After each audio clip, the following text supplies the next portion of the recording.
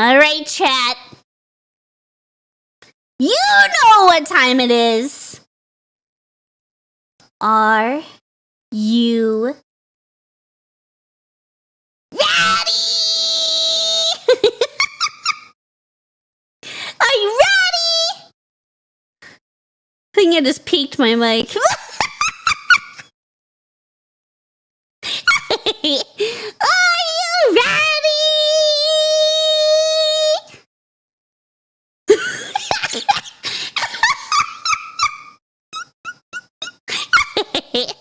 No, what do you mean no?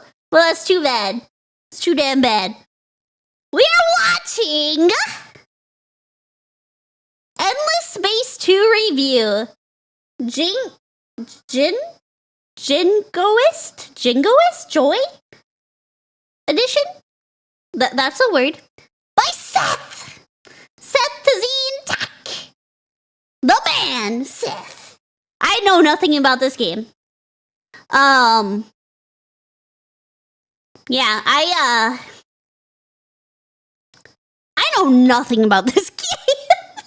So I am going into this pretty much blind. I've never heard of this game. This is gonna be brand spanking new for me. I do not know nothing about it, so let's dive right in. Hey, people. Hey, Seth. Mintzey here. Hey, people. Seth here. Humanity. One day, we will inevitably reach the stars. Will we? And one day, we will inevitably reach other intelligent, sentient, yet utterly alien races. We will...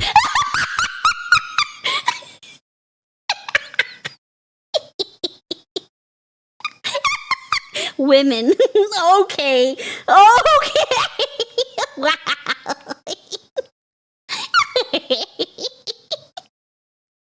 Women. As a woman, I agree. Women are scary.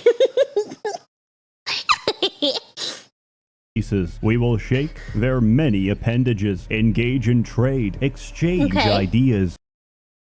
Relation rewards. Empire dust. Manpower. Empire science production. Diplomatic relation. Okay. And even attempt diplomacy. Okay, Seth. Yep, we are attempting diplomacy by starting war. It's a very loosely worded attempt. Yeah. Mods. Yes. YouTube chat. Thank you. Attempt diplomacy, but we all know, inevitably, how this has to end. Well, I mean...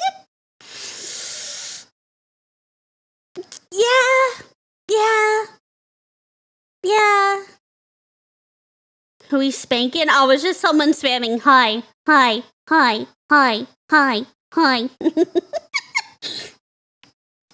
How this has to end. He tried. Oh, okay. I thought he just destroyed the one planet. I didn't think it was gonna be all of them. Oh my god.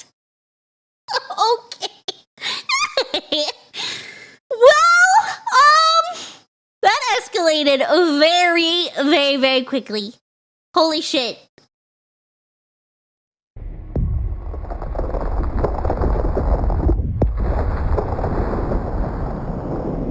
Beautiful. Welcome to Endless Space 2. Wait a minute, let's say Corey in the house.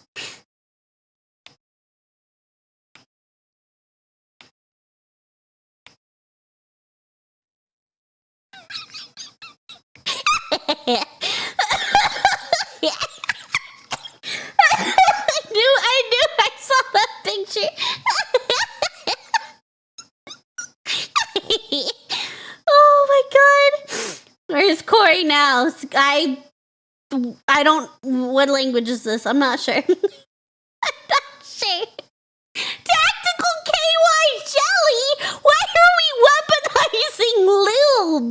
Why are we weaponizing lube?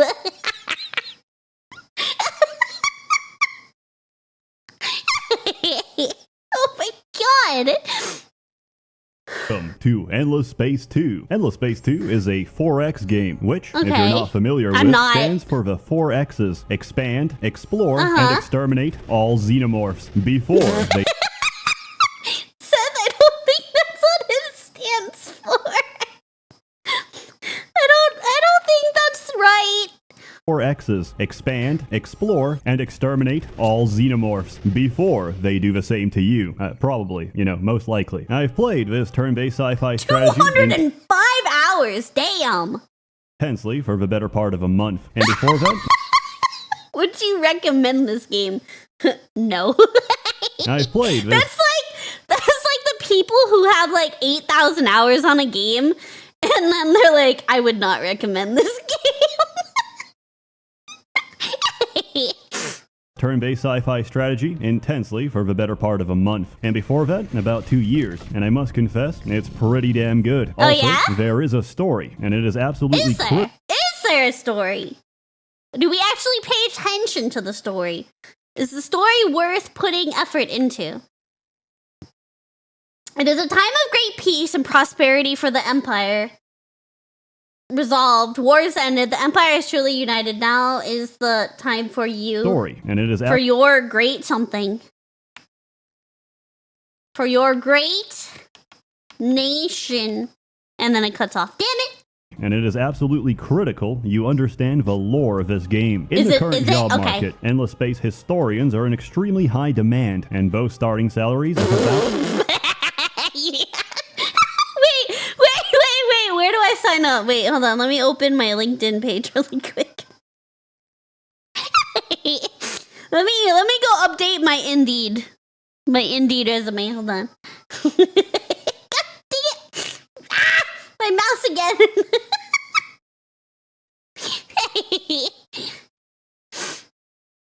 Hey, I'd work this. 300K. Most of these Fortune 500 companies hire at least 2 of them in order to understand what the fuck is going on. Wait, is the lore that deep and convoluted? Okay. Let's see. We're looking for a season Endless Space 1 and 2 veteran to help us understand the plot of this game. Contract terms last until we've finally figured it out. Hourly rate is generous and includes dental, as we will punch your molars out if we think you're making it up. Preferred experience. 1+ years of playing the Endless series. Has read and found no enjoyment of Ayn Rand's Atlas Shrugged. Fluent in English at native level or equivalent. Excellent writing, speaking, and presentation skills. Dental insurance, relocation insurance. But no health... Oh, wait, relocation assistance. But no health insurance? Damn. Times are hard, man. Times are hard. No health insurance, man. Them in order to understand what the fuck is going on. The story is told to you through wiki articles. The accuracy... Jesus! Oh my god! Is the lore really that crazy? It's like a knife through your heart. You joke. Hadri, you say. Knowing the Sheridan never jokes. He shakes his head. The weapon signature leaves no doubts. You stare out at the starfield. Anger growing! A united Empire fleet fired upon by a fellow UE vessel of obsolete design. Free wiki articles, the accuracy of which is questionable, because I've edited... Tyler, what? Hi, Tyler.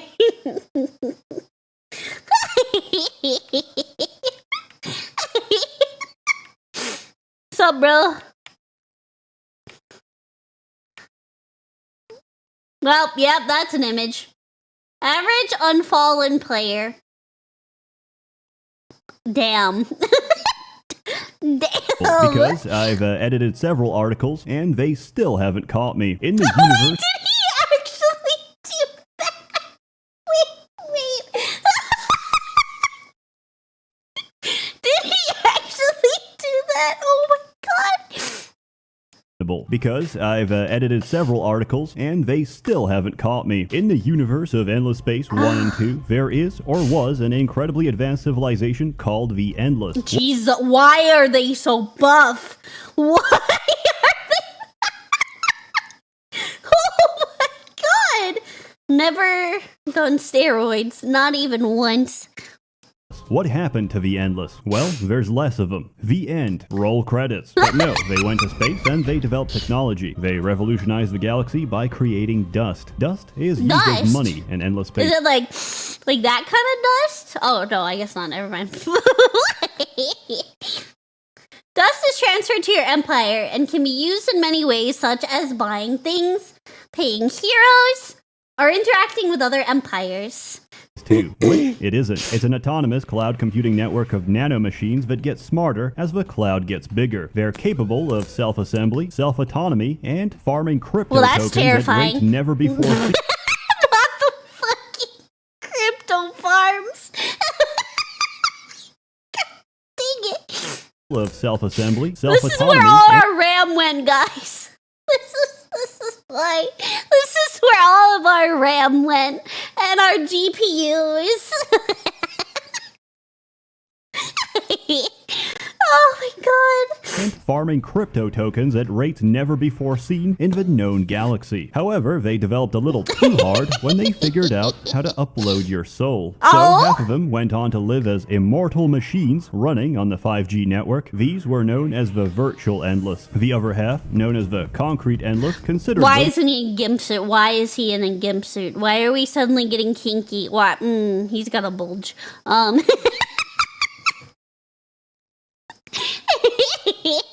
Why are we suddenly getting kinky? These were known as the virtual endless. The other half, known as the concrete endless, considered them an abomination because it's hard to consider a sentient laptop as intelligent. Wake up, type good morning in the group chat. Shit my pants. Throw the soiled underwear at my sleeping life. Breakfast. That's an interesting routine. Intelligent life. Even harder when you find out it's still running Windows Vista. Unable to reconcile their differences, the endless Hey, Windows Vista was good. You can't change my mind. I liked Windows Vista, alright? It was pretty good. I think that's the last time. Well, no, Windows 7 was okay. But Windows Vista was pretty good. Still running Windows Vista. Unable to reconcile their differences, the Endless decided to end each other. The Virtuals unleashed bioweapons on the Concrete. The Concrete sent malware to their mailbox. Oh my god, all those emails! Viagra. Super Viagra. What?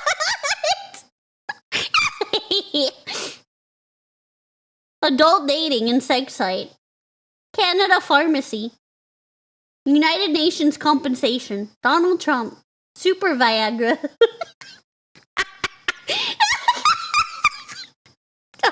Forcing them to run 3 billion instances of Bonzi Buddy. Needless to say, they wiped each other out. The Endless came to an end, but many centuries later, other races figured out space travel, picking apart the ashes and remains of a civilization long forgotten. In the galaxy of the Endless is where our story takes place. So, what do you do in Endless Space 2? Well, you pick a spacefaring civilization, and you try to win. But what is victory? Victory can be anything. Money, technology, intergalactic conquest, or even weaponizing the influence of... What are you doing here?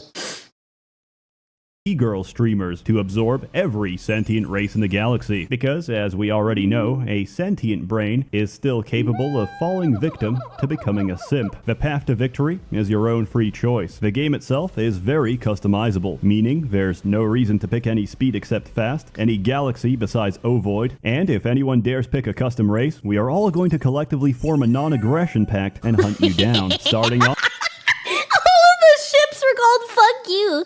Fuck you, fuck you, fuck you. Down Starting off, you only have a single planet. Your home system is very modest, and you need to rapidly scale your operations if you hope to compete with the rest. God damn! That's a lot of, like, little planets and stuff. Holy cow! To do so, you'll need to explore, expand, and colonize new systems. Exploration is very simple. You send an exploration vessel into the great unknown and watch as it dies to pirates. Before that happens, you'll want to find as... No, there's fucking space pirates? There's space pirates? many uncolonized systems as possible. On each planet, there's a chance of finding curiosities. These are the slow, pulsing rings you see on display. Okay. To explore a curiosity... You know what else is a pulsing? No, I won't go there. Never mind. Never mind. Never mind. I take it back. I take it back.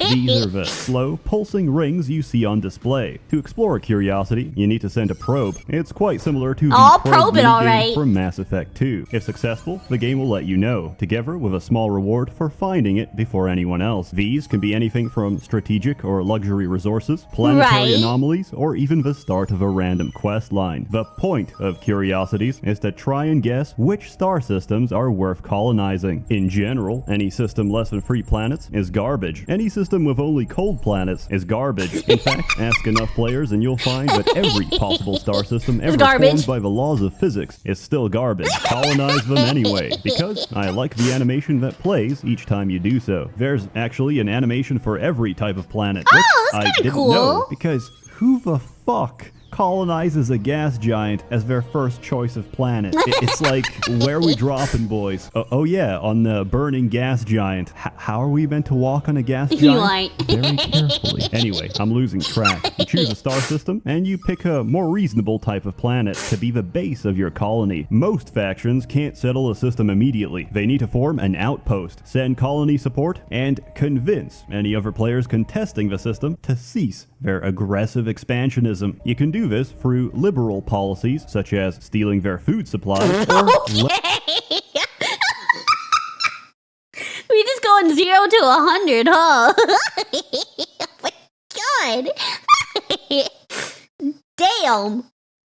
You can do this through liberal policies such as stealing their food supplies or less liberal policies, also known as an interplanetary blockade, with the sole purpose of starving them to death. Typically, this is how you greet other players. Otherwise, you blast their ships out of orbit and you get sent a formal complaint, to which you respond accordingly. Diplomacy is an interesting concept. We do have other things. Oh my, hello.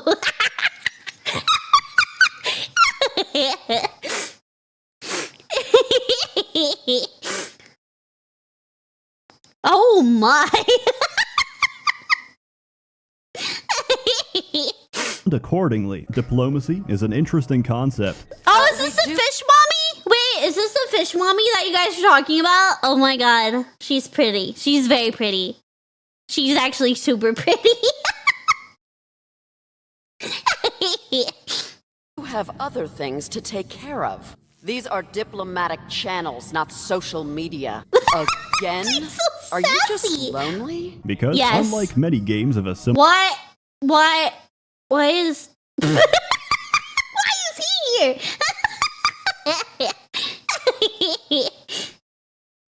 Again?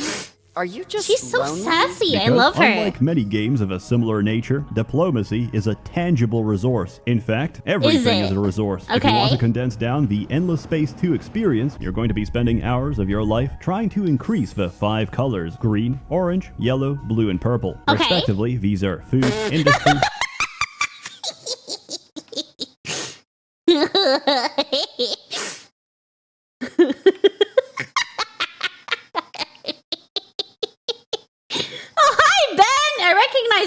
Ben, yep. And then the Giga Chad.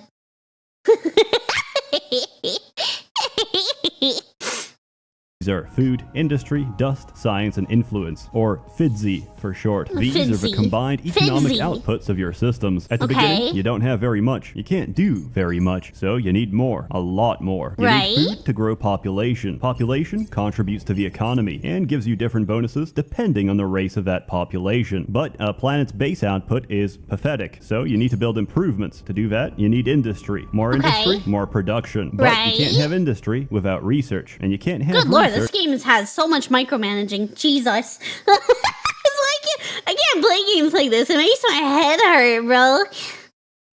Without science. Besides unique variations, every faction follows the same unified tech tree. Supporting larger industry requires dust, a lot of dust. And if you're planning to go to war, exponentially more dust. To even make the formal declaration that you're going to erase someone off the face of the galaxy, you need influence. It is the most precious resource and represents your combined political power. The bigger your influence, the bigger your sphere of influence. And the bigger your PP. Oh, no? Oh, okay. My bad. I got ahead of myself. Your combined political power. The bigger your influence, the bigger your sphere of influence. This game doesn't work on national borders. It works on raw, intergalactic peer pressure. Have enough influence, and you'll absorb everyone without even lifting a finger. Besides other players, there are also minor factions. Did you know the Nigerians govern a sector of space occupied by several different humanoid species? If we say yes, will you feed us? See, that's the kind of question I would ask. If we say yes, will you feed me? By several different humanoid species? If we say yes, will you feed us? One of those species is the Benkarans. They occupy just 10% of Nigerian space, but take up nearly 80% of the space in Nigerian prisons. Maybe they commit more crimes. I mean, these are civilizations that are advanced, yet not advanced enough to avoid a simulation. These are very diverse and can be anything from sentient jellyfish, reformed assassin droids looking for God, or even moving chunks of coral reef remotely piloted by a sentient supercomputer the size of a planet, which in itself was formed by random chance. Minor factions exist to be absorbed by other players. Why? Because you get a free system out of it and a unique racial trait. Never underestimate these, because a single good trait can win you the game. There's also pirates. Pirates! Okay. Space pirates! A single good trait can win you the game. There's also pirates. It's okay. Everybody finds me irresistible. Yo, they actually look cool. They actually look really cool. Pirates exist to occupy every system you ever like and reduce the overall quality of your time and space. Luckily, pirates are business-oriented and will not trouble you as long as you pay. Also, I like putting pirate isn't marks that kind of how it works? The mafia won't trouble you as long as you pay. and reduce the overall quality of your time and space. Luckily, pirates are business-oriented and will not trouble you as long as you pay. Also, I like putting pirate marks on all of my friends' colonies. That's Consider amazing. It an indirect way of saying, maybe you should move. Now you've got the basics down. What are you meant to do? You're meant to try, and you're meant to fail. Endless Space 2 gives you freedom. Freedom to fuck up and suffer the consequences. The tech tree is subdivided into 4 distinct categories. Military, economy, science, and empire. Develop your military and you get bigger guns, but you don't get the ships to mount them. You need to develop your empire for that. Then you need a military-industrial complex to facilitate the production of your armada, which forces you to tech economy, not only for developing your systems, but for supplying a constant stream of dust, because bankruptcy is not an option. Oh no, Correct. the Bitcoin.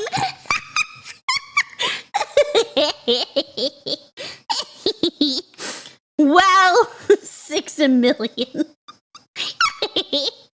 For reference, one technology unlock is the difference between abject poverty and having the largest intergalactic trade company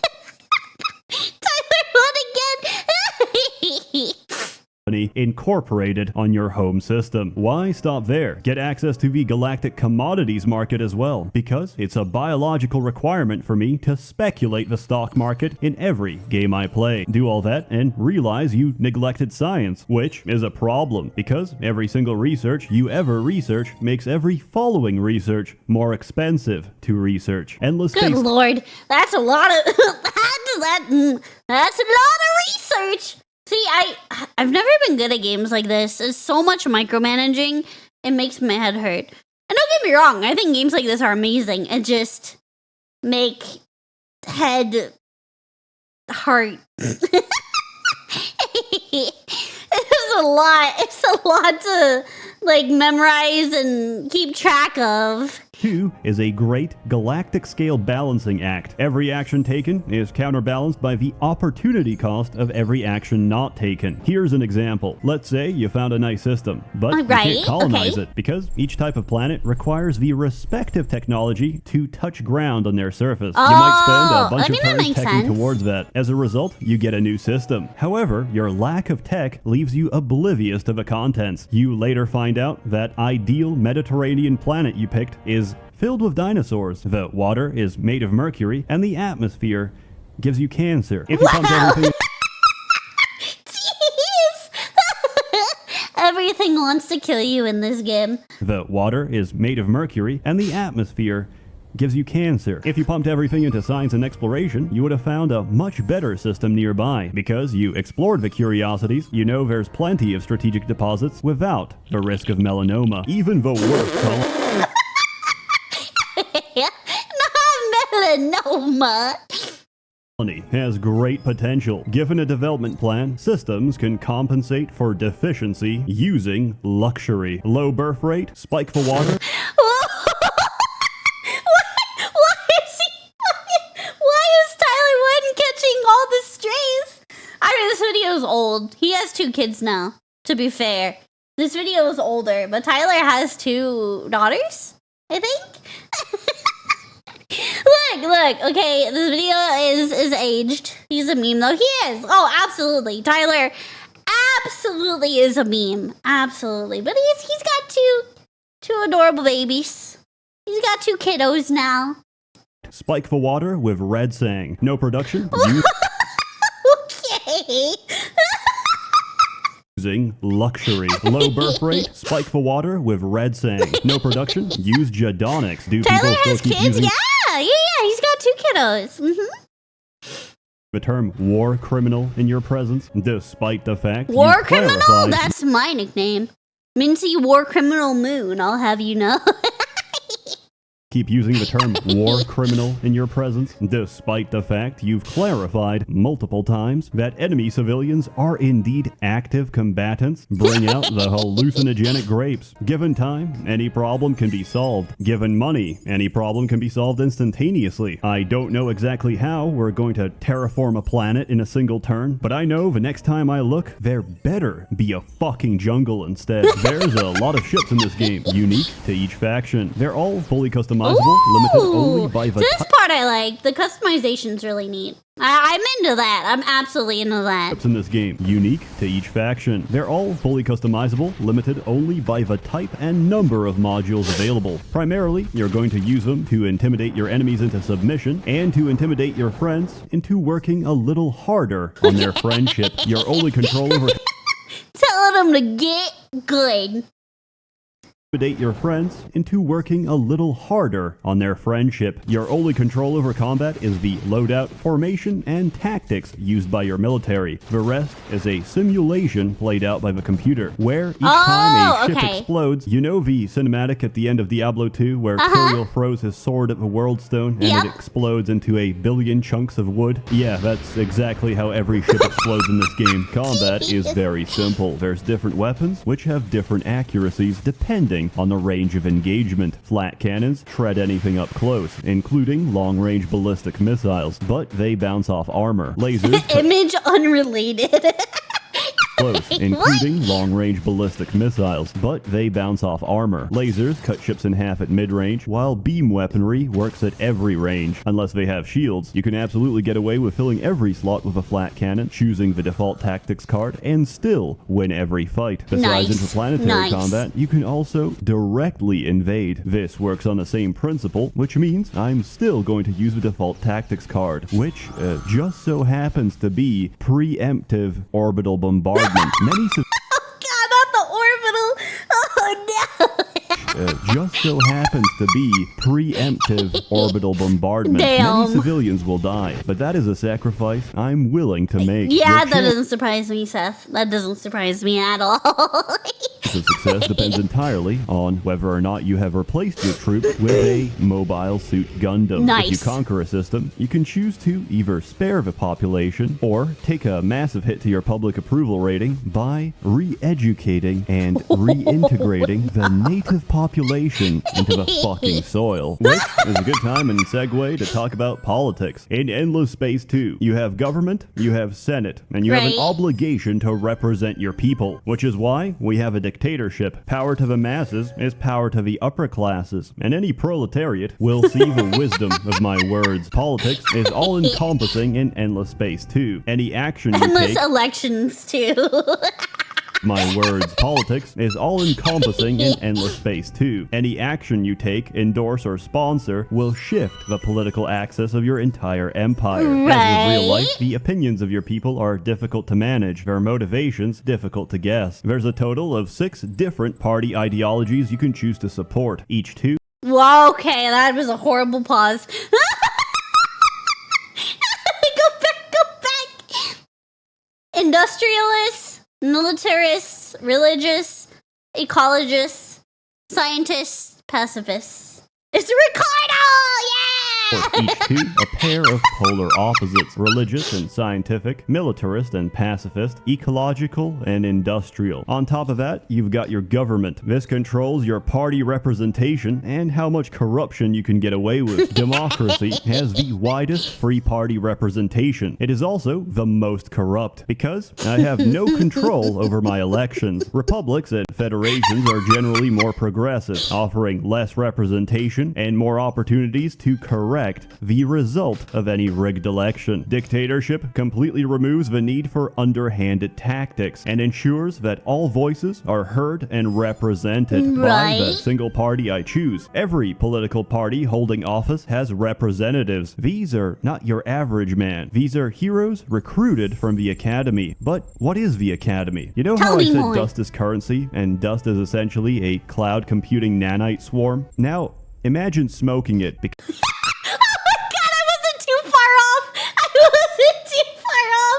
I said, is it the kind of dust?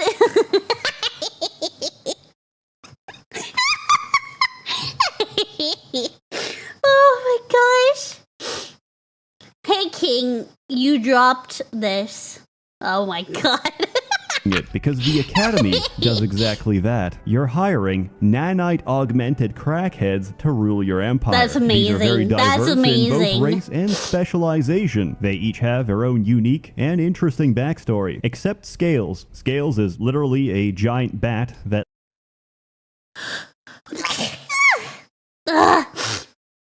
Pardon. An interesting backstory. Except Scales. Scales is literally a giant bat that likes to eat zucchini. How is she qualified in any way to be my senator? Zucchini is good. Zucchini is good. I don't know, but the people love her, and who am I to say She's no adorable. to that smile? So, what's the point of political parties? I'll tell you, it's called legislation, and legislation controls the focus of your empire. You can pass laws respective to each party you have in office. The leading political party also enacts their own automatic policy. Scientists let you research high-tech without unlocking it. Religion gives you the moral high ground to escalate a cold war without legal consequence. Industrialism uses the economy to finance the economy by expanding the economy. How could That's a lot of economy. Hold on, I gotta blow my nose. That's a lot of economy.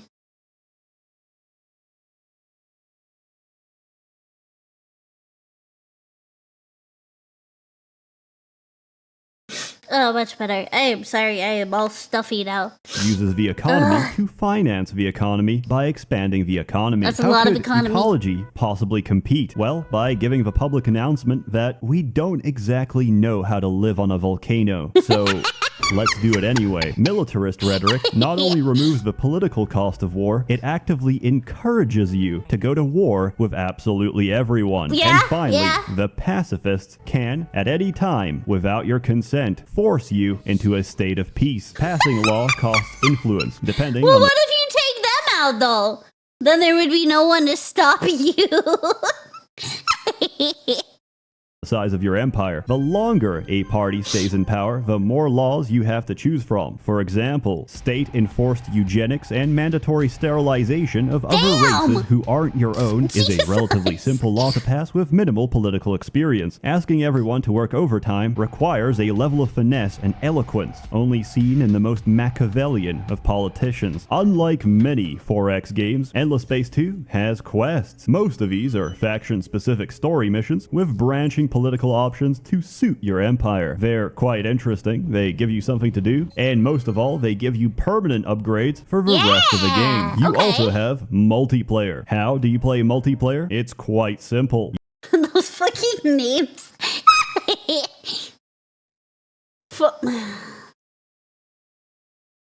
Yep. That first one. You all connect to a game, you play for about 50 turns. Oh, wait, author's notes. Author's notes, turns are simultaneous. You forget to make backups of your game, and then everyone collectively desynchronizes. Welcome to Endless Space 2 Multiplayer. With all that covered, you've got a general idea of how to play Endless Space 2. Now, let's get to the fun I really don't, but you know what? Keep doing you, Seth. stuff. The factions. There are currently 12 different races to choose. I'm gonna cover them all. The Sophons are a race of intellectuals. Despite this, they talk in a British accent. They're overdeveloped geckos that love science. No, I'm just kidding. I'm just kidding. They are really cute looking, though. Jules. Despite this, they talk in a British accent. They're overdeveloped geckos that love science and hate. Oh, yeah, they do look like little geckos. They're cute. I heard that. Despite this, they talk in a British accent. They're overdeveloped geckos that love science and hate personal health and safety. The less people know a technology, the faster Sophons can obtain it. If you want a fairly vanilla faction with an easy science victory, go play the Sophonity. Conversely, sorry, Link. I can't give credit. Come back when you're a little, richer. We have the Lumeris, whose entire ethos, motivation, and... Wait, what was that tweet? Go back! I'm looking for people who are interested in turning $100 to $4,000. This is not a pyramid scheme. We will be selling crack.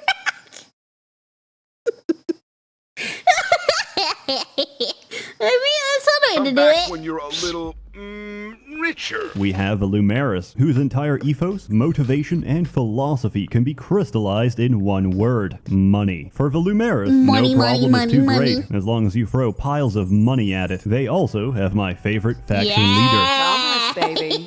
The life. Oh my goodness.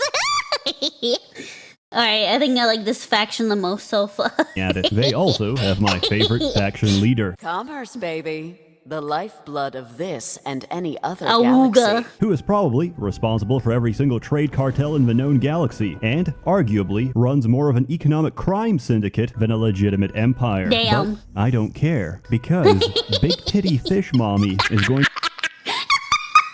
Hey, Seth knows what he likes, and fuck yeah. Hell yeah, brother. Empire. Yeah, brother. I don't care, because Big Titty Fish Mommy is going to buy the galaxy, and I'm gonna help her. If you like making obscene amounts of cash, amphibious mommy milkers, or just winning the game by accident, Sign play me up. Lumeris. Imagine rampant over-industrialization and the fractured ecosystem that follows. Given such dire conditions, what do you think is the most reasonable course of action? You can Blow it up. A, put all your resources into ecological initiatives and repair the sorry state of your planet, or B, digitize yourself and become a gaming laptop. Silent one again. God dang it. one references. Sorry state of your planet, or B, digitize yourself and become a gaming laptop. The Vodyani chose the second option. Even better, they made a church out of it. Belief is strength, worship is endless, and heretics are nothing but essence for the harvest. Unlike other races, the Vodyani don't colonize. They travel, they land, and then they harvest. Then we have Horatio. Horatio. To pry on the most stunning man in the galaxy. Damn, that's a big head. Galaxy again. Originally a wealthy trillionaire, Horatio set out to find his own star system. Along the way, he also found extremely advanced cloning technology. Fucking BTS. Why are we cloning Jimin?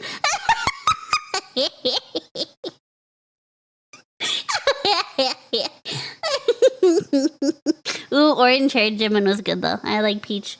I like peach-haired Jimin. Best one. His own star system. Along the way, he also found extremely advanced cloning technology. So he made 1 billion copies of the most beautiful and gorgeous person to ever exist, which was a fucking Sasuke drawing. Along the way, he also found extremely advanced cloning technology. So he made 1 billion copies of the most beautiful and gorgeous person to ever exist, which was of course Horatio. And then Horatio thought to himself, what better than to fill the galaxy with beauty? What better than to fill the galaxy with Horatio? Horatio is concerned with pressing matters such as air conditioning. His government, accordingly, is an eco-fascist dictatorship. Make Horatio great again. Of course. No fucking way he says that. Does he actually say that? Oh my god. Dictatorship. Make Horatio great again. Oh my god. Of course, there are other, less fortunate races than Horatio. But Horatio is not only handsome, he is also brilliant. And thus, he finds ways to integrate minority populations by splicing their genetics with Horatio. Yes, many of your less symmetrical friends and family may simply disappear, but know that their memory will live on inside Horatio. Horatio is a classic... Well, I'm not gonna read that out loud.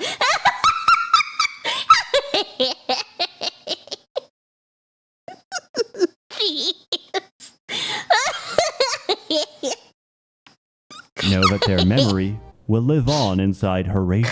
Horatio is a classic case of careful who you call ugly in high school, because he just might use the entire galaxy as a glorified eugenics program. The United Empire can be summarized in a single clip. I'm doing my part. I'm doing my part. I'm doing my part. I'm doing my part. Are you doing your part, chat? Well, are you? The United Empire is an imperialist, expansionist federation where the will of the emperor is absolute. Any construction, any technology, any luxury he so desires, the empire provides. For the emperor,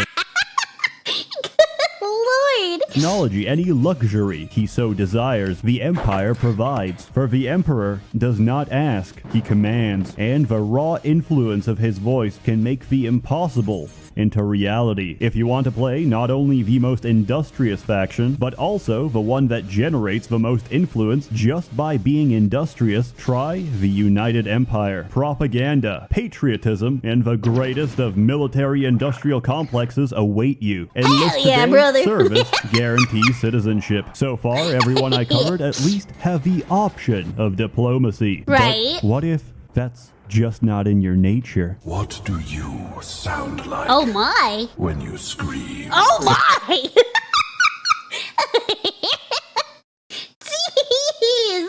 Cravers are fucking terrifying. As a leftover bioweapon made by the Virtual Endless, they only have one purpose: consume everything. Amazon. Fucking said Amazon Go.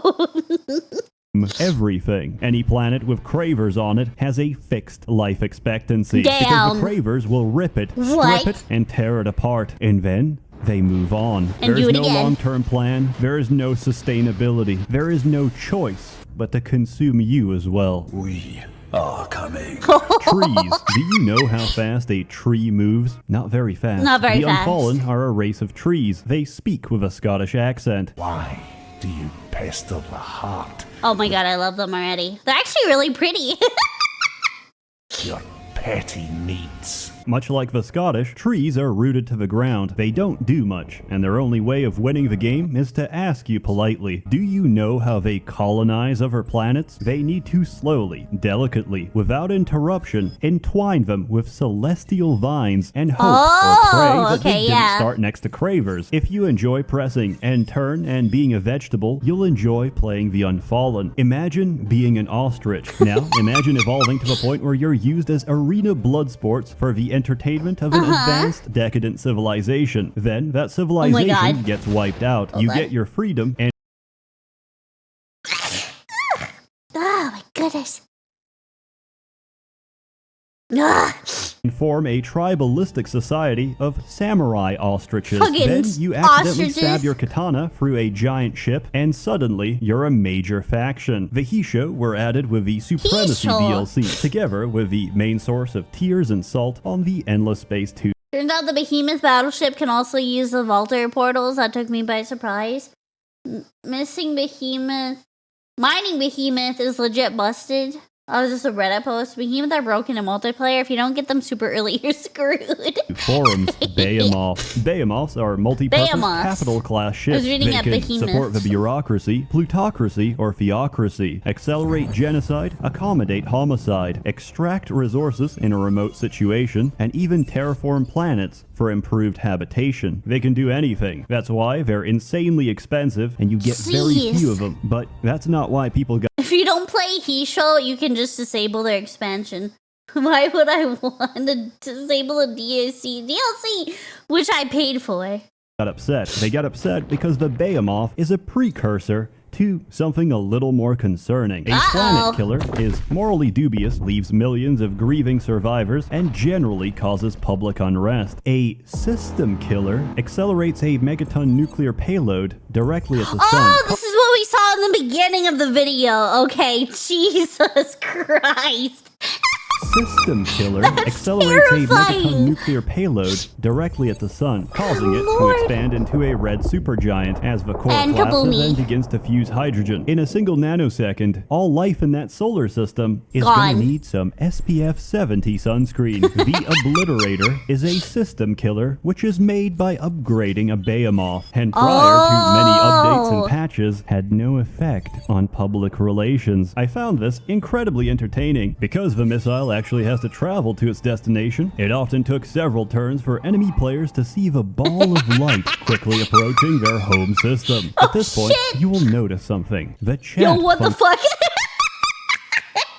Rest in peace. Quickly approaching their home system. At this point, you will notice something. The chat functionality, inside which you will see a stream of colorful messages calling you a number of racial slurs, after which the player will mysteriously disconnect and add you as a friend on Steam. Even after numerous nerfs, the Hisho stand tall. For the Hisho, combat isn't just about winning, it's about honor, which they call Kai because they're a race of weeaboo samurai chickens. The more honorable your actions, the more Kai you generate, the more obedient your empire. And if it ever falls too low, just remember, Aztec blood sacrifices are a great way of gaining popularity. Vaulters are the DLC race designed to completely invalidate the Sophons, because for Vaulters, location is no issue. We've got portals for that. Disconnected system with no clear star lane? Even better. The typical Vaulter player will usually fuck off to the four corners of a galaxy and quietly win a science victory before we can even find them. Also, their mothership, the Argosy, can be used as a two-way portal. I very much enjoy parking outside an enemy system, warping in my Obliterator, and cooking them instantaneously. The Riftborn are That is crazy. Warping in my Obliterator and cooking them instantaneously. The Riftborn are Tetris blocks from another universe, which is currently overrun with super AIDS. In a last act of desperation, the Riftborn super AIDS? Oh no! instantaneously. The Riftborn are Tetris blocks from another universe, which is currently overrun with super aids. In a last act of desperation, the Riftborn entered our universe. To them, it's a dystopian reality filled with all manner of squirming, wriggling creatures that piss and shit everywhere. From their perspective, they just took a one-way ticket to hell. However, they're really cool looking, they just though. want to survive. I do really like their design. Their design is really cool. Unlike us, Riftborn aren't born, they're made in the construction queue. Otherwise, they work a lot like us, except in reverse. Terrestrial planet, I sleep. 1,000-degree lava planet with no trace of life, real shit. Colonize immediately. Hey, it's a race of abstract geometric polygons. Give them a break. Luckily, they can also break reality by compressing or dilating the flow of time. And if you've ever been to a college fraternity, you'll have no problem pronouncing their names. The second last deal. College fraternity, you'll have no problem pronouncing their names. The second last DLC, Penumbra, introduced a controversial mechanic. Hacking. It's a nice way to grab intel, sabotage enemy systems, and of course, accidentally turn a craver government into a pacifist dictatorship. With that, they also added the Umbral Choir. The Umbral Choir is an immaterial, intergalactic wraith with good intentions. Like a ghost in the machine, the Umbral Choir spreads by hacking absolutely everything. Wait, that's so cool though. What the fuck? That's actually really cool. Choir spreads by hacking absolutely everything. Every transmission is tapped, every system is compromised, and we have no trace of who did it because the Umbral Choir doesn't want to be found. How do you fight something you can't see? How do you stop something that's already inside the wire? And if it's already inside the wire, then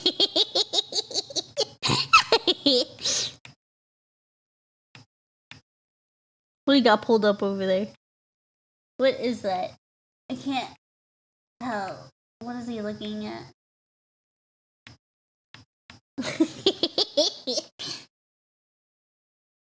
I don't know what he's looking at. And if it's already inside the wire, then how do you know it isn't inside you already? Honestly, they're extremely fun to play, especially when your friends mouse over a system and ask why half of their GDP keeps disappearing into the Craver Pension Fund. Finally, it's a good time to talk about the last DLC. Oh, Awakening, damn. Mostly negative? Oop.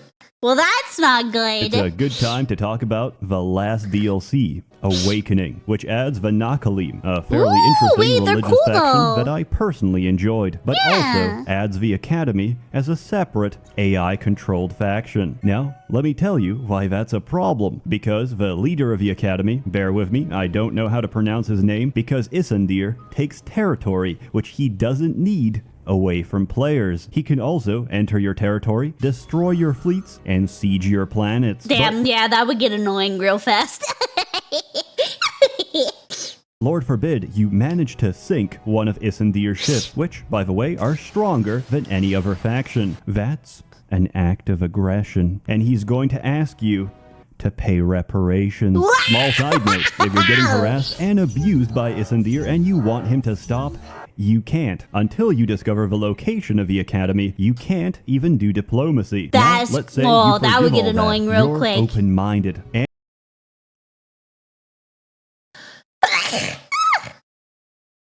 And you're wondering, what's the point of a new academy? I am once again asking for your financial support. Every 10 turns, Isandir will ask for your most generous financial contribution to the academy. The highest contributions will get their preferred position within the academy. After another 10 turns, I am once again asking for your financial support. Also, he's been expertly programmed to forget any positive relations you had before. Which That's crazy! may surprise you, since he'll go back to neutral and start attacking you. Better pay up, because you can't contribute to the academy until you've paid reparations. If you try to take his home system, he'll demand you give it back and pay reparations. Who the fuck made this shit? No, I can see why that DLC has mostly negative now.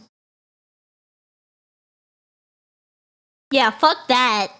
He'll demand you give it back and pay reparations. Who the fuck made this shit? Oh right, it's not even the same studio. They outsourced this. Ah! I say kill them all! No wonder. All the other No DLC wonder. up until Penumbra, fantastic. Love it. Awakening is about $13 you can spend to make the game worse. It's such garbage that even if I got it for free, I'd still ask for a refund. Yup. We could talk hours about strategy, metagame, and the eternal question we always return to. Is Endless Space 2 balanced? No, it is not. There are many mods to try and fix this, but ultimately, part of what makes this game God damn it. I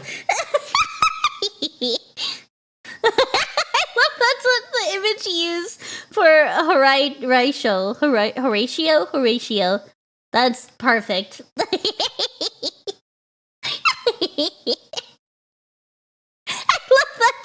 I love that that's the image you use. Oh my god. part of what makes this game so interesting is the element of randomness, forcing you to adapt and overcome the circumstances to the best of your ability. There's many players out there who will constantly demand you remake the game, citing that they don't have an optimal 5-planet system adjacent to them and can't possibly compete. If you don't, they disconnect. The equivalent of this is being born on planet Earth to a middle-class family and immediately committing suicide to try and re-roll for better RNG, because if I can't be born as the son of a wealthy Middle Eastern sheikh, I may as well not be born. Endless Space 2 is a wonderfully designed and beautifully made game with such a level of pace and intrigue that I actually bought a legal copy. I've played made game with such a level of pace and intrigue that I actually bought a legal copy. I've played it for 2 years and I still keep coming back. It satisfies every tick box I ever wanted for a Civilization game in space. It's enjoyable and relaxing both in single player and in multiplayer. You're probably going to desynchronize before anyone actually gets angry. I like the music and I enjoy amphibious mommy milkers. I also enjoy amphibious mommy milkers. Yes. Me too. I also enjoy that as well. Gets angry. I like the music and I enjoy amphibious mommy milkers. I give Endless Space 2 an extremely high score. I am also issuing a 2. That's it. Is it 2 because she has 2 milkers? Is that the only reason you're giving it a 2? Seth, is that why? I am also issuing a public fatwa against anyone. A public fatwa?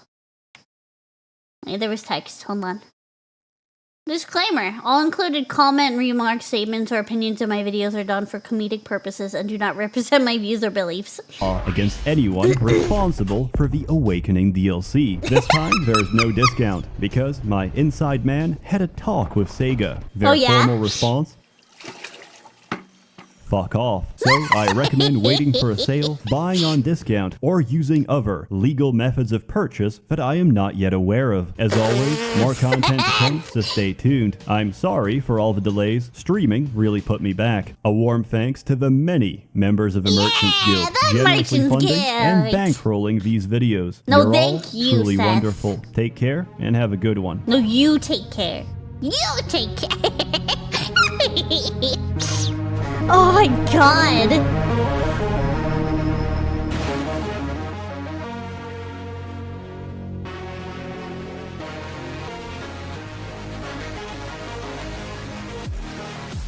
Yo, this outro goes hard though. This outro goes hard. The game looks gorgeous. Absolutely gorgeous.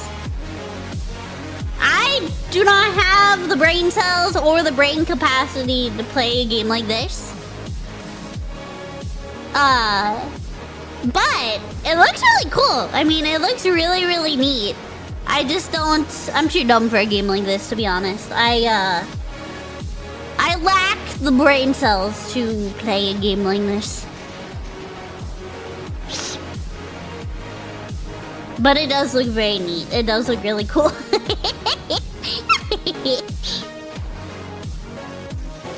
And of course the, fish mommy, obviously. That'd really be my only reason to play. Oh my god.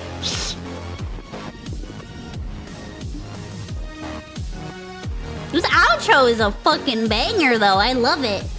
Overcharge by CRT_head.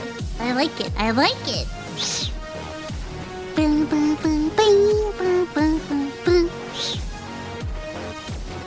I like the brain cells for this game too. It's just a lot to remember and memorize, and it's a lot of micromanaging, which is fine to a degree, but after a while I'm like, yeah, I don't know what I'm doing. It gets to be overwhelming for me, at least, in regards to like games like this specifically. I get overwhelmed. I would get overwhelmed too quickly.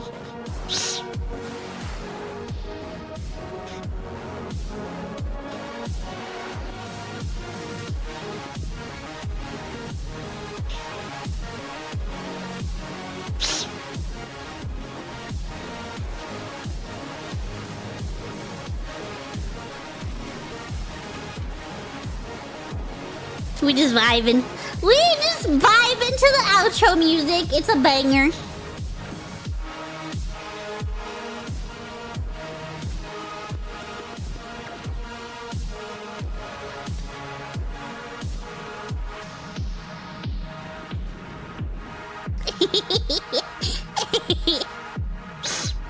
Good graphically, I mean, the game's really, it's gorgeous. It is absolutely gorgeous.